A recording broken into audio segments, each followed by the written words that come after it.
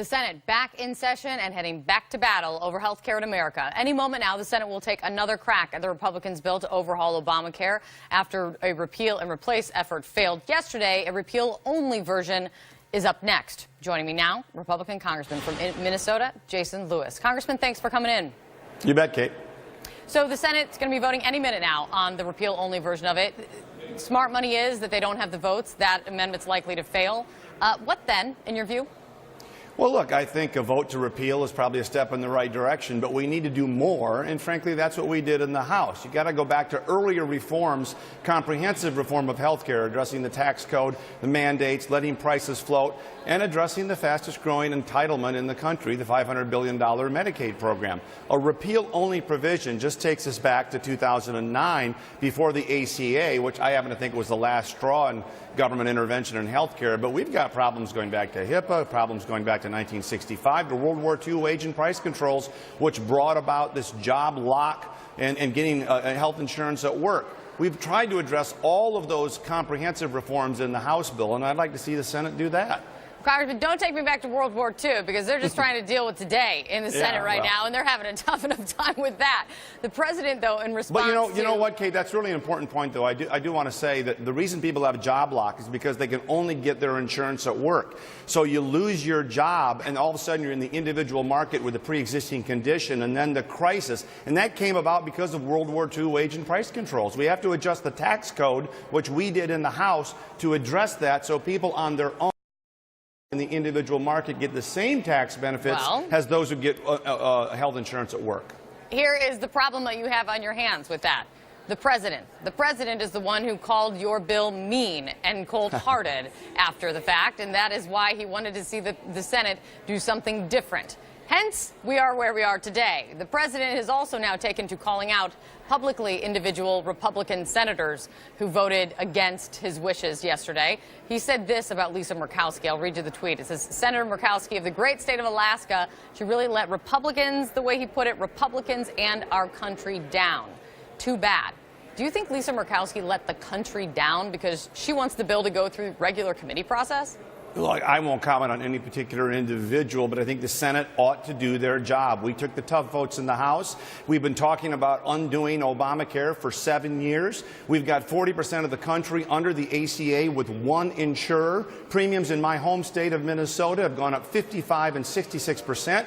The state had to come in and bail out MNsure, the exchange created by Obamacare. We've got an existential crisis where premiums have doubled since 2013. So the idea of doing nothing is just untenable.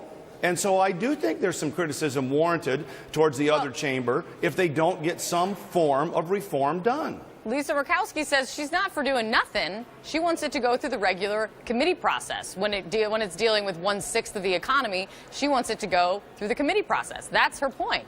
Do you think, though, on the pure politics of it, because there's a heavy dose of it here, do you think that this kind of public shaming of one of your Republican colleagues is going to help by the president, is going to help get her on board? Well, I don't know, but you can't have it both ways. You know, there's all the criticism of the establishment, and they circle the wagons, and they only say nice things about somebody, and then somebody comes along and says, you know, let's hold people's feet to the fire, and all of a sudden, public shaming. Sometimes you can't win for losing. Sometimes you can't win for losing, but it's the president we're talking about, Congressman. And he says that she let the country down because she stood up for what she believed is right for her state. Would you? Well, I'm not going to, you know what, Kate, I'm not going to get in the drama at 1600 Pennsylvania Avenue with you. I will tell you this, if the Senate doesn't do some health care reform, they are not doing their job. Now, that is my observation. You can call that shaming if you want, but I think we did the heavy lifting in the House. That's what we were sent here to do, and the Senate ought to follow. I'm glad I'm glad you agree with me that the drama is from 1600 Pennsylvania Avenue, though. We agree on that one, Congressman. Let's talk about something else coming from 1600 Pennsylvania Avenue today. The president announcing new military policy today, banning transgender people from serving in any capacity in the military. What's your reaction to the president's announcement?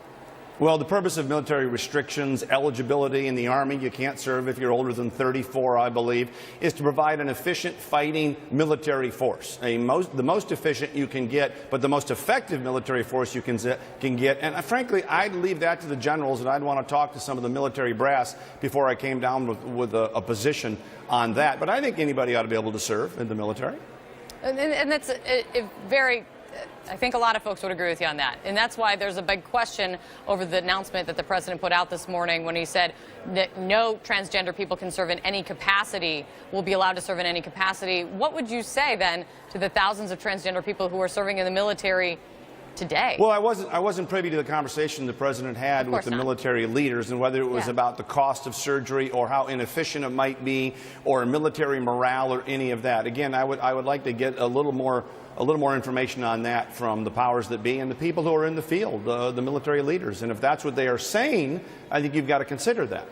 Yeah, I think what I say is we need some more information about exactly what the president's putting out here on this policy. Jeff Sessions, the president publicly mocking him once again this morning. Lindsey Graham, your colleague in the Senate, he said that he just said earlier today that attacking Sessions is the president showing weakness. Do you agree? I think it's the president showing frustration. I think the president wants a complete investigation on all foreign meddling, not just Russia, the unmasking of private individuals for incidental collection, the leaks. All of that is what the president wants to see in an investigation. It's what I want to see in an investigation. And I think he's frustrated. I don't think there's any doubt about that. Do you think that he should be attacking the acting director of the FBI? Well, I don't know. It's hard to say what tactics are wise and which are not. I'm just saying what I would like to see in an investigation. I think it's very, very crucial that we make certain that national security secrets aren't being leaked.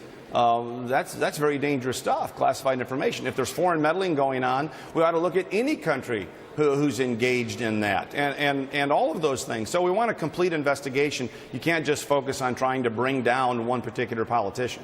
Do you think Jeff Sessions is doing a good job? I think he's doing a good job, you bet. Okay.